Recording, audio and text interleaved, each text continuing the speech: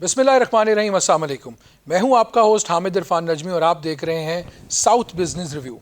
ख़वातीन और हज़रात, आज की इस एपिसोड में हम लोग बात करेंगे साल 2021 में होने वाली बिजनेस वर्ल्ड में पाकिस्तान के रेफरेंस से कुछ टॉप डेवलपमेंट्स, ऐसी डेवलपमेंट्स जिनके होने से पाकिस्तान के लिए बहुत सारी अपॉर्चुनिटीज़ और बहुत सारे एवेन्यूज़ ओपन हुए हैं। और सिर्फ यही नहीं, पाकिस्तान का एक स्ट्रॉन्ग इमेज भी दुनिया के लिए देखने को सामने आया है। तो जो सबसे पहली ब्रेक करने वाली न्यूज़ है वो आप लोगों के लिए साल 2021 से बिज़नेस वर्ल्ड से, वो ये है कि पाकिस्तान ने साल 2021 में लोकली मोबाइल को प्रोड्यूस करना स्टार्ट किया और पहले 10 माह के अंदर तकरीबन 18.87 मिलियन मोबाइल फ़ोन्स पाकिस्तान में बनाए गए। यहाँ पे मैं अपने सुनने वालों को ये ज़रूर बताना चाहूँगा कि ये सिर्फ प्रोड्यूस ही नहीं किए जा रहे, जबकि इनको एक्सपोर्ट भी किया जा रहा है पाकिस्तान से दूसरे ममालिक में। और पीटीए का कहना यह है कि जितने पाकिस्तान में मोबाइल फ़ोन्स इंपोर्ट किए जाते हैं उससे ज़्यादा अमाउंट में आज एक्सपोर्ट करने की कैपेसिटी में पाकिस्तान नज़र आ रहा है। और आने वाले दिनों में बहुत सारी मल्टीनेशनल कंपनीज़, जिसके अंदर सर फहरिस्त एक चाइनीज़ जाइंट शॉमी, पाकिस्तान के अंदर एक लोकल कंपनी के साथ जॉइंट वेंचर करके अपने मोबाइल को प्रोड्यूस करना चाह रहा है। मैं यहाँ पे अपने व्यूअर्स को बताता चलूँ कि top brands like Samsung, Oppo, techno, Infinix, वीगोटेल और क्यू मोबाइल जैसे उम्दा ब्रांड्स पाकिस्तान में ही मैन्युफैक्चर हो रहे हैं। इसके साथ साथ एक और बड़ी डेवलपमेंट जो साल 2021 में हुई वो है पाकिस्तान और रशिया की गैस पाइपलाइन का मुआहदा साइन होना। जी हाँ, 2021 के अंदर ये मुआहदा साइन हुआ है, जिसके अंदर पाकिस्तान के अंदर एक गैस पाइपलाइन बिछाई जाएगी जिसके साथ रशिया का इश्तराक भी शामिल होगा। ये पाइपलाइन कराची से लाहौर तक बिछाई जाएगी जिसकी कुल लंबाई तकरीबन 1100 किलोमीटर होगी और ये almost 12.6 billion metre cubic metre gas फ्राहम करेगा सार्फिन को। यहाँ पे मैं बताता चलूँ कि इस तरह के डेवलपमेंट प्रोजेक्ट्स और रशिया जैसे कंट्री का पाकिस्तान के साथ इश्तराक करना दुनिया को ये मैसेज देता है कि पाकिस्तान इन्वेस्टमेंट के लिए ओपन है। अपने व्यूअर्स को मैं ये भी बताता चलूँ कि इस पाइपलाइन को बिछाने के लिए पाकिस्तान और रशिया दोनों इस चीज़ पर अग्री किए हैं कि एक नई कंपनी यहाँ पे बनाई जाएगी जिसके नाम पर वो इस प्रोजेक्ट को सैंक्शन करना चाहेंगे।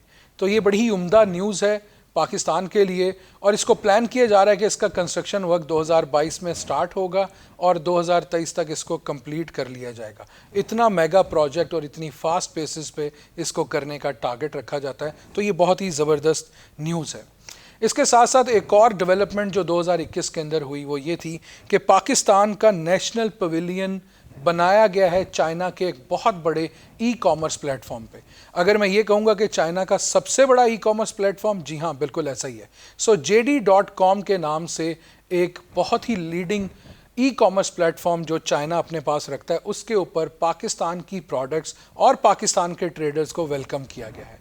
ऐसे करने से क्या होता है कि पाकिस्तान की जो क्वालिटी प्रोडक्ट्स हैं वो चाइनीज़ ट्रेडर्स के लिए अवेलेबल हो जाती हैं और ना सिर्फ चाइनीज़ के लिए बल्कि दुनिया में और भी जितने भी बायर्स हैं वो उस पवेलियन की मदद से उस प्लेटफॉर्म पे आकर पाकिस्तान की प्रोडक्ट्स को बाय कर सकते हैं। इससे पाकिस्तान की इकनॉमिक एक्टिविटी में बहुत अच्छा इजाफा होगा और हमारी एक्सपोर्ट्स बढ़ेंगी। मैं यहाँ पे बताता चलूँ कि JD.com जैसे बड़े प्लेटफॉर्म पे तकरीबन 700 मिलियन एक्टिव कस्टमर्स पाए जाते हैं। इतनी मैसिव अमाउंट ऑफ कस्टमर्स के होने से पाकिस्तान की प्रोडक्ट्स को अच्छे इंप्रेशंस मिल सकते हैं और हमारी क्वालिटी प्रोडक्ट इंटरनेशनल लेवल पर जाकर अपना लोहा मनवा सकती हैं। एक और ज़बरदस्त जो डेवलपमेंट हुई साल 2021 के अंदर वो ये थी कि अमेज़ॉन जैसे big giant e commerce company ने पाकिस्तान को अपनी सेलर्स लिस्ट में शामिल किया है। यहाँ पर मैं अपने व्यूअर्स को ये बताता जाऊँगा कि बहुत सारे लोग इस न्यूज़ के बाद कंफ्यूज हुए कि शायद अमेज़ॉन की सर्विसेज और प्रोडक्ट पाकिस्तान में आने लग जाएंगे। नहीं, ऐसा नहीं है। जबकि अमेज़ॉन ने क्या स्टेप लिया है कि उन्होंने पाकिस्तान से सेलर्स को अप्रूव किया है, यानी वो लोग जो पाकिस्तान में रहकर अपने बिजनेस अकाउंट्स अमेज़ॉन की वेबसाइट पे बनाना चाहते हैं वो लोग अब एज अ पाकिस्तानी अपने आप को रजिस्टर कर सकते हैं। प्रीवियसली ऐसा होता था कि लोग अपने रिश्तेदारों को, अपने दोस्त अहबाब को बाहर से अप्रोच करते थे और उनके नाम पे अपने अकाउंट्स बिल्ड करते थे अमेज़ॉन पे। اس سے پرابلم کیا تھا کہ لوگ اپنے اکاؤنٹس بلڈ کرتے تھے, جب وہ کام چل پڑتا تھا تو ان کے رشتہ دار, ان کے دوست اس کے اوپر ان سے زیادہ معاوضہ کلیم کرنے لگ جاتے تھے, اور سم ٹائمز تو ایسے بھی ہوتا تھا کہ وہ کہتے تھے کہ نہیں یہ بزنس ہمارا ہے تو آپ یہاں سے جائیں.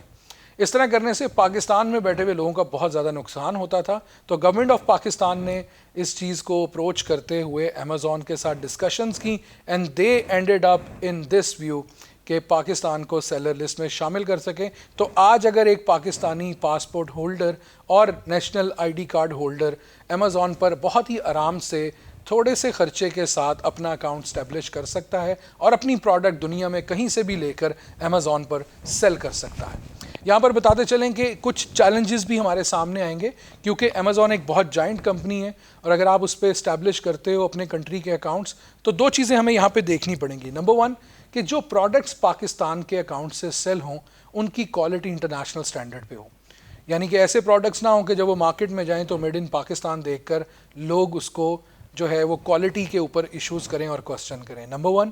نمبر ٹو, لاجسٹک کمپنیز کو بھی چاہیے کہ وہ اپنی کیپیسٹی کو بلڈ کریں, کیونکہ جب اتنا بڑا جائنٹ کے ساتھ آپ بزنس کرتے ہو تو there is lot of transactions and lot of business activity, اور اس کی وجہ سے لاجسٹکس, سامان کو لانا لے جانا, ویئر ہاؤسنگ کرنا اور تھرڈ پارٹی لاجسٹک سروسز کی بہت ہیوی ریکوائرمنٹ ہوتی ہے. تو ان ریکوائرمنٹس کو سامنے رکھتے ہوئے پاکستان کو اپنے لاجسٹک ڈپارٹمنٹ کو بھی اور گروم کرنا ہوگا, اور پاکستان پوسٹ جو ہے اس نے آلریڈی اس چیلنج کو ایکسیپٹ کیا اور اپنی کیپیسٹی بلڈنگ سٹارٹ کر دی تاکہ وہ امیزون کے ساتھ کلیبوریٹ کر کر بہتر سروسز آفر کر سکیں. ڈیئر ویورز, ایک اور زبردست نیوز یہ ہے کہ جارڈن اور ایجپٹ نے پاکستان سے میٹ کو امپورٹ کرنا ایکسیپٹ کر لیا ہے. بتاتا چلوں کہ ایجپٹ ویٹنری اتھارٹیز نے پاکستان میں موجود 10 سلاٹر ہاؤسز کو لائسنس دے دیا ہے اور ان کو گرین سگنل دیا ہے کہ وہ اپنا میٹ پروسیس کر کے ہمیں بھجوا سکتے ہیں.